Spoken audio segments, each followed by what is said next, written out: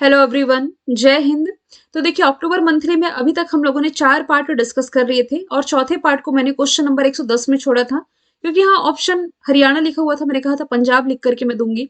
तो एशिया का सबसे बड़ा कंप्रेस्ड बायोगैस प्लांट ये पंजाब में स्थापित किया गया है। पंजाब में भी कहाँ? पंजाब के संगरूर में। यहीं पर मैं लिख देती हूँ, पंजाब के संगरूर में इसका उद्घाटन किया गया है। भारत का जो सतत लक्ष्य है, सतत यानी कि sustainable alternative towards affordable transportation, देखिए यहाँ इसकी फुल फॉर्म लिखी भी हुई है। तो इस योजना के उद्देश्य को प्राप्त करने की दिशा में एक कदम है, जिसे 2018 में लॉन्च किया गया था। इसका मुख्य उद्देश्य किसानों की मदद करके भारत के घरेलू ऊर्जा उत्पादन और आत्मनिर्भरता को बढ़ावा दिया जा सके, वायु प्रदूषण कम किया जा सके, साथ ही ग्रामीण अर्थव्यवस्था को भी सशक्त बनाया जा सके। इस संयंत्र के माध्यम से 1 लाख टन धान के भूसे की खपत की जाएगी। प्रतिदिन 600 से 650 टन किण्वित जैविक खाद, किण्वित यानी कि फर्मेंटेड जैविक खाद का इसमें उत्पादन होगा, जिसका उपयोग जैविक खेती के लिए किया जा सकेगा। इस प्लांट से लगभग 300 से 400 लोगों को प्रत्यक्ष और 500 से 600 लोगों को अप्रत्यक्ष रूप से रोजगार मिल सकेगा। तो यही स्थापित किया गया है पंजाब में। मध्य प्रदेश में क्या स्थापित किया गया है? देखो, उज्जैन कॉरिडोर, महाकाल कॉरिडोर का उद्घाटन प्राइम मिनिस्टर नरेंद्र मोदी ने किया था। फिर सबसे भारत का जो मिलेट प्रोसेसिंग प्लांट है, ये छत्तीसगढ़ के कांकेर में, और गुजरात में साबरमती नदी पर अटल ब्रिज का उद्घाटन प्राइम मिनिस्टर नरेंद्र मोदी ने किया है। तो देखिए, आज हम क्वेश्चन 110 से शुरू कर रहे हैं। 150 क्वेश्चन बस है, और 150 क्वेश्चन कंप्लीट होने के बाद इसका पूरा कंप्लीट पीडीएफ आप लोगों को एक ही में मर्ज करके प्रोवाइड करा दूंगी। ये अंतिम वीडियो है अक्टूबर मंथली का। इसके बाद नवंबर हम शुरू करेंगे। लिविंग प्लैनेट रिपोर्ट 2022 किस संस्था ने जारी की है? तो ये जारी की गई है WWF यानी कि world wild life fund for nature के द्वारा, जिसमें ये बताया गया है कि 50 वर्षों में दुनिया भर में स्तनधारियों, पक्षियों, रेप्टाइल्स, उभयचर, उभयचर मतलब जल और थल दोनों में जो रहते हैं, और मछलियों के और इसके अलावा वन्य जीवों की आबादी में 69% की गिरावट इसमें देखने को मिली है, और सबसे ज्यादा गिरावट लैटिन अमेरिका और कैरिबियाई क्षेत्र में देखने को मिली है। अच्छा, लैटिन अमेरिकी कंट्री कौन कौन सी है? कभी वर्ल्ड मैप में मैंने डिस्कस किया तो मैप के थ्रू बताया भी है कि भाई जैसे ये नॉर्थ अमेरिका, ये साउथ अमेरिका, ये जो सेंट्रल अमेरिका वाला क्षेत्र है, सेंट्रल अमेरिका से ही कुछ कंट्री, और यहाँ वाला क्षेत्र ये लैटिन अमेरिका कहलाता है। चलिए, मैप में आएगा वो तो मैं लोकेशन के साथ दिखा दूंगी। तो ऐसी रिपोर्ट रिलीज की गई WWF यानी कि world wild fund for nature के द्वारा, जिसकी स्थापना 1961 में हुई। हेडक्वार्टर स्विट्जरलैंड में है, और मार्को लंबर्थिनी इसके डायरेक्टर जनरल हो जाएंगे। यूएनईपी यानी कि यूनाइटेड नेशंस एनवायरनमेंट प्रोग्राम, जिसकी स्थापना 5 जून 1972 में हुई। हेडक्वार्टर केन्या नैरोबी में है, और 5 जून को ही यूनाइटेड नेशन एनवायरनमेंट प्रोग्राम की स्थापना हुई, इसलिए 5 जून को हम वर्ल्ड एनवायरनमेंट डे के रूप में मनाते हैं। यूनेस्को, इसका हेडक्वार्टर कहाँ है? पेरिस, फ्रांस में। यूनेस्को के वर्ल्ड हेरिटेज साइट में शामिल भारत के 40 स्थल हैं। 40वां है गुजरात का धौलावीरा। यूनाइटेड नेशंस की यदि मैं बात करूं तो 1945 इसका फॉर्मेशन ईयर है। हेडक्वार्टर न्यूयॉर्क में है। एंटोनियो गुटेरेस, जो कि 4 दिन के भारत दौरे पर थे, ये इसके अध्यक्ष हो जाएंगे। अगला प्रश्न है, हाल ही में कटी बिहू फेस्टिवल कहाँ मनाया गया? तो ये फसलों का त्योहार है जो कि मनाया जाता है असम में। ऑप्शन सी इसका राइट आंसर हो जाएगा। कोगाली बिहू फेस्टिवल भी इसे कहा जाता है। इस दिन फसल कटाई की शुरुआत होती है और धान की बुआई फिर से की जाती है। और दो एक और है, देखो, भोगली बिहू, जिसे माघ बिहू भी कहते हैं, और एक रोगाली या बोहाग बिहू। तो ये बिहू के ही फेस्टिवल है जो कि असम में मनाया जाता है। असम की राजधानी दिशपुर, मुख्यमंत्री हेमंता बिस्वा शर्मा, राज्यपाल जगदीश मुखी है। ओडिशा में फसलों का एक त्योहार है नुआखाई, ये मनाया गया। मणिपुर में रिसेंटली संघाई फेस्टिवल रिलेट कर सकते हो, और सिक्किम में पाल लहमसोम फेस्टिवल मनाया गया। बुकर पुरस्कार 2022 किसने जीता है? तो रिसेंटली सिहान करुणा टिलका, जो कि श्रीलंका के एक लेखक है, इन्होंने 2022 का पुरस्कार जीता है। इनका जो उपन्यास है the 7 moons of Maali Almeida, इसके लिए इन्होंने ये पुरस्कार जीता है। ये पुरस्कार जीतने वाले ये श्रीलंका के दूसरे साहित्यकार बन गए हैं। पहले कौन थे? माइकल ओडांडसे। ये जो बुकर पुरस्कार है विश्व के प्रतिष्ठित साहित्यिक पुरस्कारों में से एक माना जाता है। वैसे अंतरराष्ट्रीय, यहाँ मैं लिख भी देती हूँ, इंटरनेशनल बुकर प्राइज 2022 का किसे मिला है? गीतांजलि श्री को। इनकी जो रचना थी टॉम्ब ऑफ सैंड, इसके लिए गीतांजलि श्री, ये भारत की है। स्वांते पैबो, मेडिकल के क्षेत्र में नोबेल पुरस्कार 2022 का इन्होंने ही जीता है। रामदरस मिश्रा, नाम आप लोगों को याद आ ही गया होगा। सरस्वती सम्मान जो कि के बिरला फाउंडेशन के द्वारा दिया जाता है, सरस्वती सम्मान 2021 से रामदरस मिश्रा इन्हें सम्मानित किया गया है। अगला प्रश्न, 18वां एशियाई कप जो कि अगले साल होगा, कौन होस्ट करने जा रहा है? तो ये कतर होस्ट करेगा इसे। एशिया कप वैसे होना था ना कहाँ, चाइना में होना था एशियन गेम्स की शुरुआत, लेकिन ये कोरोना के कारण फिर चाइना ने मतलब मना कर दिया, तो अब ये कतर में आयोजित किया जाएगा। अच्छा, कतर में ही तो अभी 2022 का एक ही फैक्ट बताऊंगी, स्पोर्ट्स से रिलेट कर सकते हो। FIFA mains world cup Qatar में शुरू हो रहा है ना।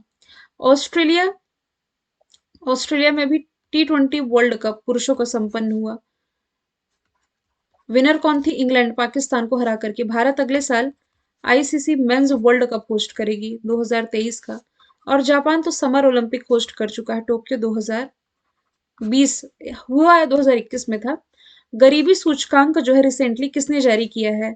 यूनाइटेड नेशंस ने, जिसमें यह बताया गया है कि सबसे ज्यादा गरीब लोग कहाँ के हैं, तो भारत के बताया गया है इसमें। मतलब कि इस रिपोर्ट के अनुसार ये बताया गया है कि भारत में गरीब लोगों की संख्या, अच्छा ये कुछ रिपोर्ट है जिसमें कि 111 देशों के 120 करोड़ लोग गरीबी रेखा के नीचे हैं, ये बताया गया है। और कुल गरीबों में लगभग 59 करोड़ लोग हैं जो कि 18 वर्ष से कम की आयु के हैं। और भारत में 41.5 करोड़ लोग जो हैं 15 वर्षों में गरीबी रेखा से बाहर भी निकल आए हैं। और भारत में सब मतलब पॉपुलेशन के हिसाब से भी हम देखें, जनसंख्या के हिसाब से सबसे ज्यादा भारत में है। और उसके बाद जो अफ्रीकी कंट्री है यहाँ नाइजीरिया में। हाल ही में किस बैंक ने सौरव गांगुली को अपना ब्रांड एम्बेसडर बनाया? तो बंधन बैंक के द्वारा सौरव गांगुली को अपना ब्रांड एम्बेसडर बनाया गया है। बंधन बैंक जिसकी स्थापना 2015 में हुई, हेडक्वार्टर कोलकाता में, सीईओ चंद्रशेखर घोष है। पंजाब नेशनल बैंक के अतुल कुमार गोयल हैं। अतुल कुमार गोयल जो कि दोबारा से इंडियन बैंक एसोसिएशन के अध्यक्ष बन गए। फिनो पेमेंट बैंक ने अपना ब्रांड एम्बेसडर पंकज त्रिपाठी को बनाया। और आईडीएफसी फर्स्ट बैंक के पहले ब्रांड एम्बेसडर ये अमिताभ बच्चन जी को बनाया गया था। हाल ही में वीरांगना दुर्गावती टाइगर रिजर्व को किस राज्य के 7वें टाइगर रिजर्व के रूप में मंजूरी मिली है? तो ये बनने जा रहा है मध्य प्रदेश में। मध्य प्रदेश में देखो, भारत की पहली नदी जोड़ो परियोजना आप लोगों ने पढ़ी थी, केन बेतवा लिंक परियोजना। तो इस केन बेतवा लिंक परियोजना के माध्यम से जो पीटीआर है, पीटीआर यानी कि पन्ना टाइगर रिजर्व, इसका 1/4 हिस्सा जलमग्न होने जा रहा था। इसी को ध्यान में रखते हुए अब एक नया टाइगर रिजर्व बनने जा रहा है जो कि दुर्गावती के नाम से जाना जाएगा। ठीक है। वैसे यदि आप रिलेट करो तो एक टाइगर रिजर्व का नाम मैंने बताया है, सत्यामंगला टाइगर रिजर्व, जिसे 2022 T/2 अंतरराष्ट्रीय पुरस्कार से सम्मानित किया गया है। Ranipur wild life sanctuary relate कर सकते हो आप, कहाँ से? उत्तर प्रदेश से, जो कि 53वां टाइगर रिजर्व बना है भारत का। छत्तीसगढ़ में है लेमरू हाथी अभ्यारण्य, गुरु घासीदास नेशनल पार्क, अचानक कुमार वाइल्ड लाइफ सेंचुरी। अच्छा, मध्य प्रदेश में ना, मध्य प्रदेश के चलो कुछ टाइगर रिजर्व या नेशनल पार्क देखोगे तो श्योपुर जिले में ना कुनो नेशनल पार्क, जहां अफ्रीकी चीते, नामीबिया से अफ्रीकी चीते ला करके यहीं बसाया गया था। केन बेतवा लिंक परियोजना, ये रायसेन जिला कहीं दिख रहा है आप लोगों को? रायसेन। और केन नदी कहाँ से निकलेगी? कटनी से। ये केन बेतवा लिंक परियोजना, जिसके बीच में क्या डूब रहा है? पन्ना टाइगर रिजर्व, 1/4 हिस्सा, इसे कवर करने के लिए ये नया टाइगर रिजर्व बनने जा रहा है। फिर ये मंडला वाले क्षेत्र में ना कान्हा नेशनल पार्क रिलेट कर सकते हो। यहाँ का सबसे बड़ा नेशनल पार्क कान्हा ही है। फिर पेंच है, पेंच नेशनल पार्क का कुछ हिस्सा महाराष्ट्र में भी लगता है। बांधवगढ़, ये उमरिया वाले क्षेत्र में बांधवगढ़ नेशनल पार्क, जहां भारत में पहली बार हॉट एयर बलून की शुरुआत की गई थी। भारत के नए रक्षा सचिव कौन बने? तो रिसेंटली अरमानी गिरधर बन गए हैं भारत के नए रक्षा सचिव। इन्होंने अजय कुमार का स्थान लिया है।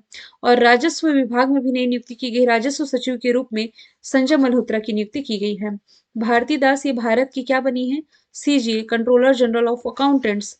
रोजर बिन्नी बीसीसीआई के अध्यक्ष और Nitin Gupta central board of directors के अध्यक्ष।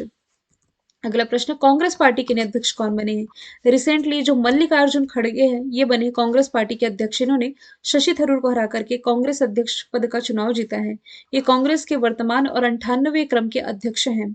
सोनिया गांधी को ये रिप्लेस करेंगे जो कि कांग्रेस के अंतरिम अध्यक्ष। पिछले 24 वर्षों में कांग्रेस के पहले गांधी अध्यक्ष बने हैं। गलती से मैंने आंधी कह दिया, माफ कीजिएगा।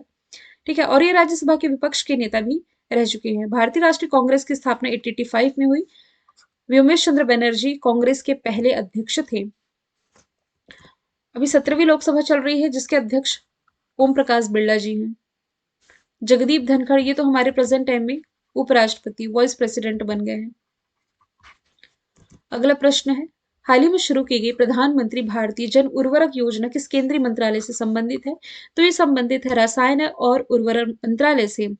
तो इसके तहत भारतीय जन उर्वरक योजना, एक राष्ट्र एक उर्वरक योजना की भी शुरुआत की गई है। मतलब इसके तहत होगा क्या कि इस भारत में जितने भी उर्वरक बेचे जाएंगे ये एक ही ब्रांड के आधार पर बेचे जाएंगे। मतलब कि जो भी उर्वरक मिलेगा अब भारत ब्रांड का ही मिलेगा भारत में। अगला प्रश्न, निम्नलिखित में से 5वां खेलो इंडिया यूथ गेम्स कौन होस्ट करेगा? पहला आयोजित किया गया दिल्ली में, दूसरा पुणे में, तीसरा असम के गुवाहाटी में, चौथा हुआ हरियाणा के पंचकुला में। अब जो नेक्स्ट होगा मध्य प्रदेश आयोजित करेगा। शहरों का जब डिस्कशन आएगा तो मैं बता दूंगी आप लोगों को। मध्य प्रदेश को मैप के थ्रू हम लोगों ने डिस्कस भी किया है, कितने खिलाड़ी पार्टिसिपेट करेंगे ये तो जब ये शुरू होगा अगले साल तब न्यूज बनेगी। अच्छा, भोपाल, इंदौर, ग्वालियर, उज्जैन और जबलपुर सहित अन्य स्थानों पर इसका आयोजन किया जाएगा। नेशनल मैरीटाइम हेरिटेज कॉम्प्लेक्स किस राज्य में बन रहा है? तो ये बन रहा है गुजरात में। तो इसे न केवल भारत की समृद्ध विविध समुद्री विरासत को प्रदर्शित किया जाएगा बल्कि लोथल को विश्व स्तरीय अंतर्राष्ट्रीय पर्यटन के रूप में विकसित किया जाएगा। लोथल जरूर याद रख लेना है आप लोगों को, क्योंकि लोथल में भारत का पहला मैरीटाइम म्यूजियम यानी कि समुद्री संग्रहालय स्थापित किया गया है और ये एग्जाम का पार्ट बन चुका है, याद रखेंगे। अच्छा, ये जो भावनगर वाला क्षेत्र है ना खंबात की खाड़ी के पास, यहाँ भारत का पहला सीएनजी पोर्ट टर्मिनल आधारशिला प्राइम मिनिस्टर नरेंद्र मोदी जी के द्वारा रख दी गई है। अगला प्रश्न, किस पड़ोसी देश ने हिंदू मंदिर प्रबंधन समिति का गठन किया है? तो इसमें से जो अपना पड़ोसी है पाकिस्तान, इसके द्वारा हिंदू प्रबंधन समिति का गठन किया गया है। मतलब कि इस समिति के गठन से पाकिस्तान के हिंदू समुदाय को के मुद्दों को सुलझाने में मदद मिलेगी। यहाँ से रेड क्लिफ रेखा आप याद रखेंगे जो कि भारत और पाकिस्तान को विभाजित करती है। पाकिस्तान की राजधानी इस्लामाबाद है। यहाँ के जो प्राइम मिनिस्टर है शाहबाज शरीफ हो जाएंगे। हाल ही में संयुक्त राज्य अमेरिका के किस शहर ने 2023 से दिवाली के अवसर पर पब्लिक स्कूल हॉलिडे की घोषणा की? मतलब देखो, जो न्यूयॉर्क शहर है ना, न्यूयॉर्क हडसन नदी के किनारे बसा हुआ है, यहाँ अगले साल की दिवाली से छुट्टी रहेगी। ठीक है, न्यूयॉर्क हडसन नदी के किनारे है। और बस इतना ही डिस्कशन अमेरिका से। और क्या रिलेट करोगे आप? एक्सरसाइज ही रिलेट कर सकते हो, एक्सरसाइज वाला टॉपिक भी क्योंकि एग्जाम का पार्ट बनता है। युद्ध अभ्यास, कोप इंडिया, वज्र प्रहार, टाइगर ट्रम्प, ये चार।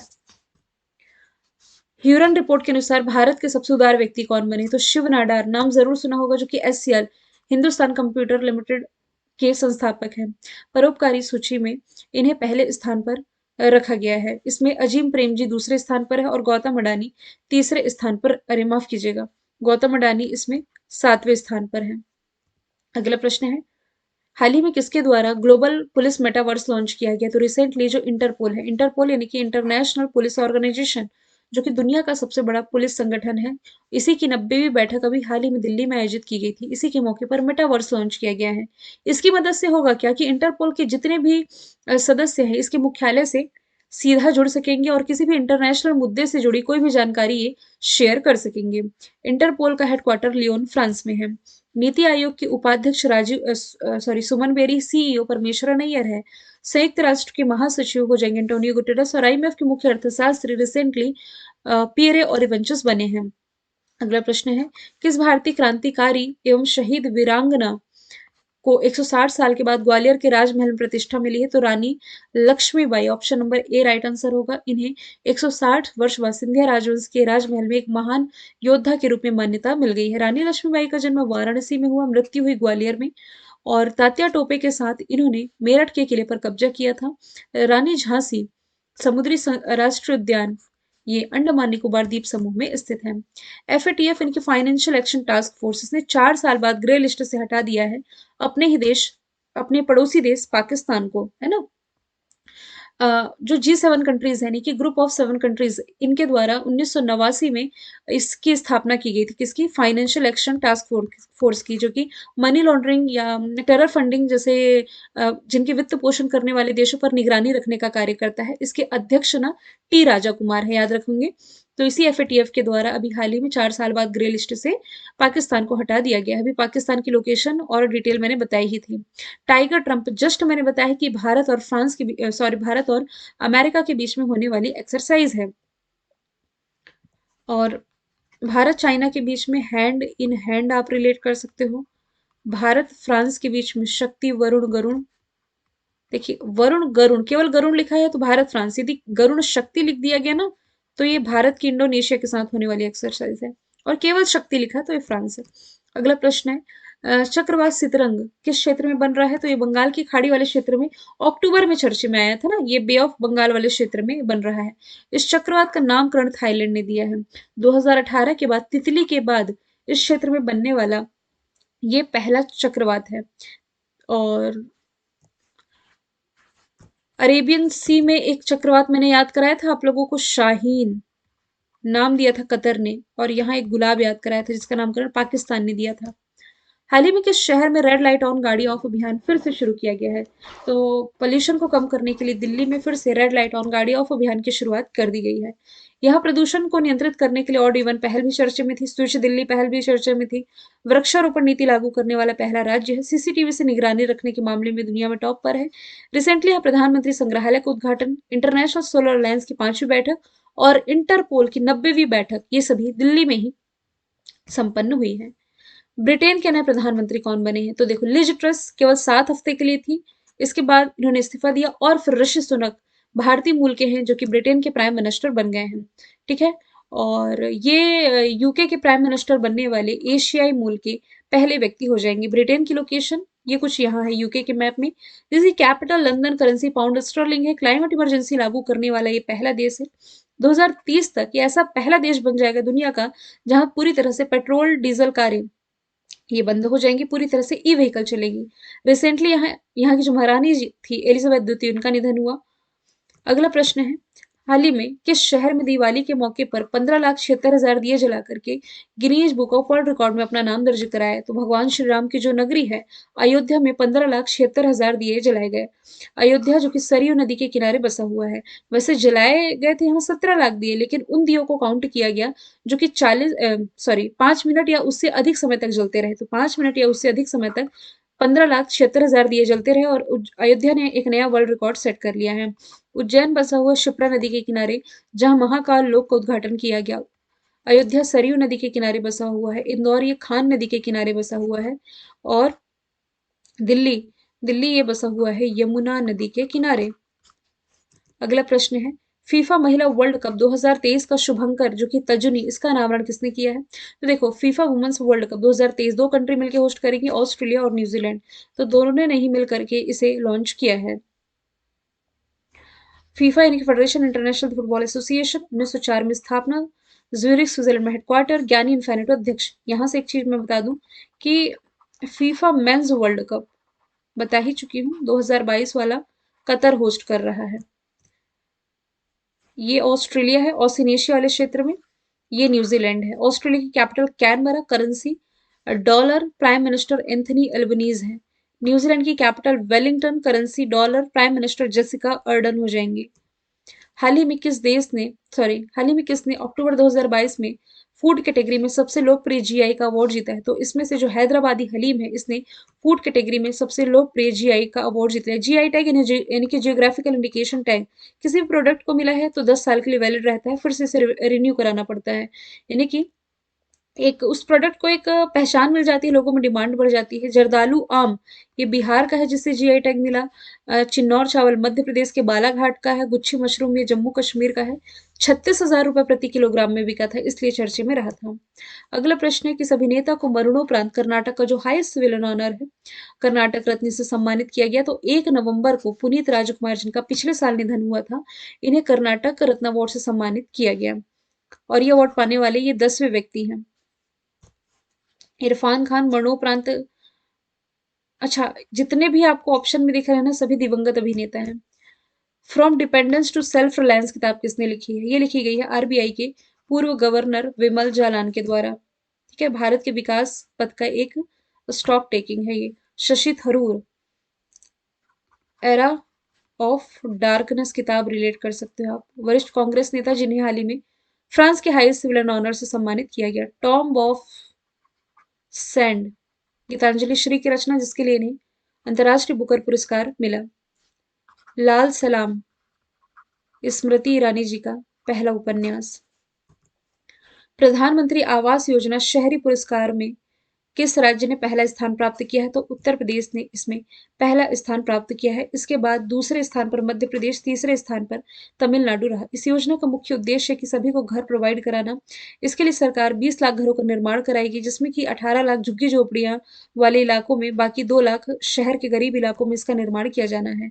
हरियाणा, ये किस मामले में टॉप पर है? देखो, नीति आयोग ने recently public affair index release किया था, जिसमें हरियाणा टॉप पर है। नीति आयोग ने हेल्थ इंडेक्स रिलीज किया था, जिसमें केरल टॉप पर है। और नीति आयोग ने ही गुड गवर्नेंस इंडेक्स यानी कि सुशासन सूचकांक रिलीज किया था, जिसमें कि गुजरात टॉप पर हो जाएगा। अगला प्रश्न है, COP27 इस साल होगा कौन सी कंट्री? तो मिस्र यानी कि इजिप्ट इसे होस्ट करेगी। पिछले साल स्कॉटलैंड के ग्लासगो में आयोजित हुआ था। ठीक है, तो 5वीं बार होगा जब अफ्रीका में जलवायु सम्मेलन की मेजबानी की जाएगी। COP27, इसके 3 मुख्य उद्देश्य: उत्सर्जन में कमी, जलवायु परिवर्तन की तैयारी और उससे निपटने में देशों की मदद करना, और जलवायु गतिविधियों के लिए। अच्छा, डिटेल आप लोगों के लिए लिख दी गई है। वनडे एग्जाम के लिए पढ़ रहे हैं मुझे मालूम है, लेकिन ये पीडीएफ में आपको सारी चीजें डिटेल में लिखी मिलेंगी, ताकि आप मेंस की राइटिंग करते हैं तो इसके कुछ की पॉइंट आप लोगों के लिए मददगार हों। भारत संघाई कॉरपोरेशन ऑर्गेनाइजेशन अगले साल भारत होस्ट करेगा। स्कॉटलैंड ने COP26 की मेजबानी की थी। इंडोनेशिया ने इस साल G20 होस्ट किया है। Next year G20 Bharat host करेगा। इजिप्ट की लोकेशन इंडिया के नक्शे में देखोगे ना, तो यहाँ गल्फ ऑफ आदेन बाबे मंडल क्रॉस करती है, ये रेड सी है। रेड सी से होते हुए ये पहुंच गए इजिप्ट। यहीं पर एक नहर याद रख लेना आप लोगों को, स्वेज नहर। अगला प्रश्न है, भारतीय मूल की किस नेता को कनाडा का रक्षा मंत्री बनाया गया? तो रिसेंटली जो अनीता आनंद है ना, ये कनाडा की रक्षा मंत्री बन गए हैं। यूएसए के ऊपर ये है कनाडा। सेंट लॉरेंस रिवर है, जिसके माध्यम से अमेरिका और कनाडा ये अलग होते हैं। कनाडा की कैपिटल ओटावा, करेंसी कनाडाई dollar, prime minister Justin Trudeau. Kamala Harris vice president है, कहाँ की? अमेरिका की, ये भी भारतीय मूल की है। ऋषि सुनक, ये प्राइम मिनिस्टर बने हैं यूके के। गीता गोपीनाथ, ये आईएमएफ के पूर्व अर्थशास्त्रियों की दीवारों पर चयनित भारत की पहली महिला हो जाएंगी। हाल ही में कहाँ स्थित 2 नए भारतीय समुद्र तटों को ब्लू फ्लैग सर्टिफिकेशन मिला है? तो अंडमान, माफ कीजिए, लक्षद्वीप राइट आंसर होगा ऑप्शन नंबर सी। लक्षद्वीप में स्थित जो मिनी कॉय ठुंडी बीच और कदमत बीच, इन दोनों को ही ब्लू बीच लिस्ट में शामिल किया गया है। और टोटल ब्लू फ्लैग तटों की संख्या भारत में 12 हो गई है। ब्लू बीच एक ईगो लेवल है, जो कि दुनिया में स्वच्छ समुद्र तटों को दिया जाता है। हाल ही में भारतीय पुरुष और महिला टीम के लिए समान वेतन की घोषणा किसने की है? बीसीसीआई। बीसीसीआई यानी कि board of control for cricket in India, 1928 स्थापना, मुंबई महाराष्ट्र हेडक्वार्टर। रोजर बिन्नी अध्यक्ष हो जाएंगे। ISSF यानी कि इंटरनेशनल शूटिंग स्पोर्ट फेडरेशन, ये जो वर्ल्ड चैंपियन रही 2022 की, इसमें भारत ने टोटल कितने मेडल जीते हैं? तो भारत ने इसमें टोटल 38 मेडल अपने नाम किए हैं। इस प्रतियोगिता का आयोजन किया गया था क्रोएशिया जो कि यूरोपियन कंट्री है। इसमें भारत ने टोटल 38 मेडल जीते हैं। पदक तालिका में चाइना पहले स्थान पर है और दूसरे स्थान पर हो जाएगा भारत। ISSF यानी कि इंटरनेशनल शूटिंग स्पोर्ट फेडरेशन, इसकी स्थापना कब की गई थी? ISSF की 1907 में। म्यूनिक जर्मनी में हेडक्वार्टर है। व्लादिमीर लेसन इसके अध्यक्ष हो जाएंगे। अच्छा, 19 मेडल भारत ने किसमें जीते थे? पैरालंपिक में। ओलंपिक में भारत ने 7 मेडल। कॉमनवेल्थ गेम्स में 61 मेडल। तो पैरालंपिक में तो भारत 24वें स्थान पर था, ओलंपिक में भारत 48वें स्थान पर था, 7 मेडल के साथ, है ना। और कॉमनवेल्थ गेम्स में 61 मेडल के साथ चौथे स्थान पर था। तो टॉप पर कौन था? पैरालंपिक में टॉप पर चाइना, ओलंपिक में टॉप पर यूएसए और कॉमनवेल्थ गेम्स में टॉप पर ऑस्ट्रेलिया। आईसीआईसीआई बैंक के नए एमडी और सीईओ कौन बने हैं? तो रिसेंटली जो संदीप बख्शी है, ये बन गए हैं 3 साल की अवधि के लिए फिर से आईसीआईसीआई बैंक के एमडी सीईओ। आईसीआईसीआई यानी कि industrial credit and investment corporation of India, 1994 formation year है, मुंबई महाराष्ट्र हेडक्वार्टर। टैगलाइन इसकी हो जाएगी ख्याल आपका। अदर ऑप्शन की यदि मैं बात करूं तो अतुल कुमार गोयल पंजाब नेशनल बैंक के एमडी सीईओ, जिन्हें इंडियन बैंक एसोसिएशन का प्रभार दिया गया फिर से। शशिधर जगदीशन, ये हो जाएंगे एचडीएफसी बैंक के सीईओ, जबकि जम्मू कश्मीर बैंक के सी एमडी सीईओ के रूप में बलदेव प्रकाश की नियुक्ति की गई। 2022 का सखारोव पुरस्कार किसे मिला है? तो यूक्रेन के लोगों को विचारों की स्वतंत्रता के लिए 2022 का सखारोव पुरस्कार से सम्मानित किया गया है। वर्ल्ड मैप में यदि आप देखेंगे, ये है यूक्रेन। यूक्रेन और रशिया की जो लड़ाई थी, आप लोगों को मालूम है, क्रीमिया अधिग्रहण जो हुआ था 2014 में, तो तभी से दोनों देशों के बीच में सिचुएशन बन रही थी और अभी हिंसा का रूप लिया इस साल। डिटेल में ऑलरेडी बता चुकी हूँ। तो यूक्रेन के लोगों को विचारों की स्वतंत्रता के लिए अवार्ड मिला। यूक्रेन के जो प्रेसिडेंट है व्लादिमीर जेलेंस्की, इन्हें यूके के द्वारा विंस्टन चर्चिल लीडरशिप अवार्ड मिला है। मलाला यूसुफजई पाकिस्तान से, इन्हें नोबेल पीस प्राइज मिल चुका। बिल गेट्स, माइक्रोसॉफ्ट के संस्थापक, इन्हें पाकिस्तान के सेकंड हाईएस्ट सिविल ऑनर सम्मानित किया गया है। ट्विटर का अधिग्रहण किसने कर लिया? तो एलन मस्क। याद है आप लोगों को $44 बिलियन की जो डील थी, बीच में काफी विवादों में भी आई, लेकिन अब ये पूरा लेखा जोखा कंप्लीट कर लिया है। ट्विटर के जो सीईओ थे ना, भारतीय मूल के पराग अग्रवाल, तो इन्हें बर्खास्त कर दिया गया और साथ ही कंपनियों के कई शीर्ष अधिकारियों को भी एलन मस्क ने बाहर का रास्ता दिखा दिया। ट्विटर जो कि एक सोशल नेटवर्किंग साइट है, 2006 में स्थापना हुई थी। अगला प्रश्न है, दुनिया के सबसे गंदे आदमी का निधन हुआ है। अमा हौजी 94 वर्ष की आयु में निधन हुआ, ईरान के थे। गंदा व्यक्ति क्यों? क्योंकि 50 से 60 साल हो गए थे, नहाया नहीं था, इसकी मौत हो गई है। यूनाइटेड नेशन सिक्योरिटी काउंसिल, अच्छा ये तो मैंने बताया था ना कि इसमें 5 स्थायी सदस्य होते हैं, 10 अस्थायी। तो भारत इसके अस्थायी सदस्यों में है। तो भारत इसे होस्ट करेगा मीटिंग आतंकवाद विरोध की, लेकिन कहाँ आयोजित की जाएगी? याद रखना, मुंबई और दिल्ली में। अगला प्रश्न है, अगले वर्ष 2023 में 12वां विश्व हिंदी सम्मेलन की मेजबानी कौन करेगा? देखो, विश्व हिंदी दिवस 10 जनवरी को मनाया जाता है। भारत में राष्ट्रीय हिंदी दिवस 14 सितंबर को मनाया जाता है। तो अगले साल इसे होस्ट करेगा फिजी। फिजी की लोकेशन देखो, अभी ऑस्ट्रेलिया दिखाया था, ये न्यूजीलैंड। न्यूजीलैंड के पास ये जो छोटा सा देश है, ये है फिजी, है ना, सुआ जिसकी कैपिटल है। तो फरवरी के महीने में इसका आयोजन किया जाएगा और इस सम्मेलन को आयोजित करने वाला प्रशांत क्षेत्र का पहला देश ये फिजी बन जाएगा। और इसमें भारत की तरफ से पार्टिसिपेट करेंगे विदेश मंत्री एस जयशंकर। G7 इस साल होस्ट कर रहा है जर्मनी। मिस्र का मैंने बता ही दिया, COP27, और भारत का एससीओ, अगले साल का एससीओ। सिम्बेक्स एक्सरसाइज भारत और किस देश के बीच होती है? तो अक्टूबर में संपन्न हुई है, भारत और सिंगापुर के बीच में। सिंगापुर की capital Singapore city, Singapore dollar currency हो जाएगी। यहीं पर मलक्का स्ट्रेट की लोकेशन मैंने आप लोगों को दिखाई थी। अमेरिका के साथ युद्ध अभ्यास कोप इंडिया वज्र प्रहार टाइगर ट्रम्प। ब्रिटेन के साथ अजय वॉरियर कोंकण गरुड़ शक्ति इंडोनेशिया के साथ। अच्छा, अंतिम प्रश्न है ये, किस देश ने दुनिया का पहला ओरल कोरोना वैक्सीन लॉन्च किया है? तो चाइना के द्वारा दुनिया का पहला ओरल कोरोना वैक्सीन विकसित किया है, जिसके जरिए मुंह के जरिए सांस भर करके सुई मुक्त, यानी कि बिना सुई के ये टीका लिया जा सकता है। इससे जो लोग पहले से टीका लगवा चुके हैं, उन्हें बूस्टर खुराक के रूप में दी जाएगी। तो जो लोग डरते हैं टीका लगवाने से, इंजेक्शन से डरते हैं, वहाँ लोगों में इसके प्रति इंटरेस्ट भी बढ़ेगा जब इसे ओरली दिया जाएगा। चाइना की कैपिटल बीजिंग है, बीजिंग में हेडक्वार्टर स्थित है संघाई कॉरपोरेशन ऑर्गेनाइजेशन का। करेंसी रेनमिनबी है, प्रेसिडेंट सी जिनपिंग है। अच्छा, यहाँ हम वैक्सीन से यदि रिलेट करोगे ना, तो भारत की पहली DNA vaccine, DNA corona vaccine ZyCoV D launch की थी जानवरों के लिए। स्पष्ट लिख देती हूँ, जानवरों के लिए पहली कोरोना वैक्सीन ये रशिया ने लॉन्च की।